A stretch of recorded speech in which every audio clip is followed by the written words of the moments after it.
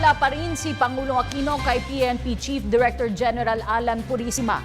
Ayon kay PCOO Secretary Sunny Coloma, sa kabila nito ay may pananagutan si Purisima sa mga aligasyon na ibinabato laban sa kanya. Ipinaubaya na rin ng palasyo sa PNP Chief ang desisyon kaugnay ng panawagang mag-leave o mag-early retirement ito. Nag-uulat si Rocky Ignacio mula sa Malacanang. Live.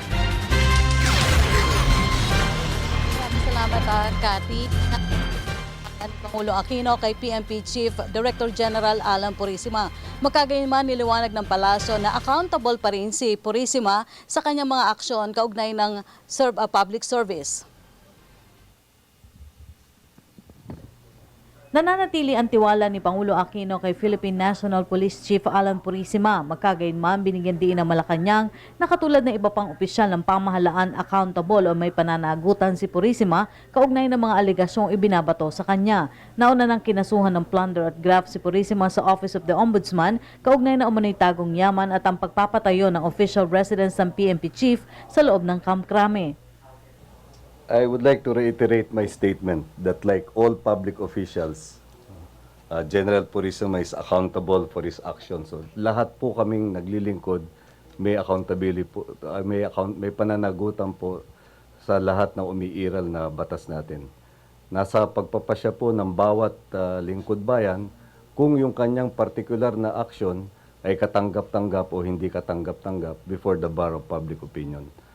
In all cases, accountable po sa batas ang mga naglilingkod sa ating pamahalaan. Okay.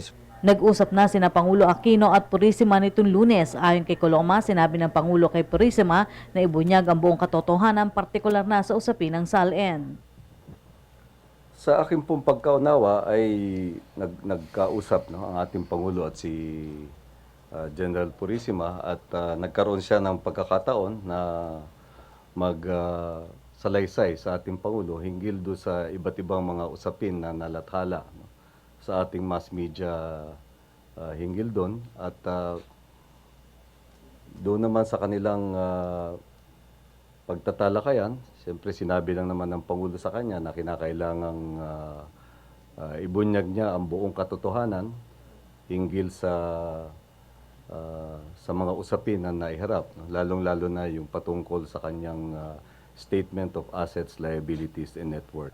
Ipinaliwanag din ni Purisima na ang aligasyon ay nag-ugat sa mga nagagalit dahil sa pagsugpo nito sa maraming uri ng krimen sa bansa. Nauna nang sinabi ng Malacanang na nananatili ang moral ascendancy ng PNP dahil hindi naman kinakatawan ng buong PNP ang aligasyon laban kay Purisima. Sa kanyang panunungkulan, hinarap ni General Purisima ang maraming hamon bunga ng pagkakaroon ng mga tiwaling elemento sa pambansang pulisya. At hindi maikakaila na maaaring ito ang pinagmumulan ng matinding pagbatikos laban sa kanya. Meron ding mga sektor na nagpapahayag ng suporta sa kanya dahil sa kanyang record ng paglaban sa illegal gambling, kidnapping at mga criminal syndicates. Pero ganun pa man, ulitin ko yung aking sinabi kanina na siya ay may pananagutan katulad ng lahat ng lingkod bayan na tumalima sa batas ng ating republika. Samantala, ibinaubaya naman ni Coloma kay Purisima ang magdesisyon sa pahayag ni Senator Serge Osmeña na kung ayaw nitong magbakasyon ay dapat mag-early retirement na lamang ito. Nasa pagpapasya po niya yun. Meron po siyang karapatan na gawin ang sa inaakala niya ang nararapat.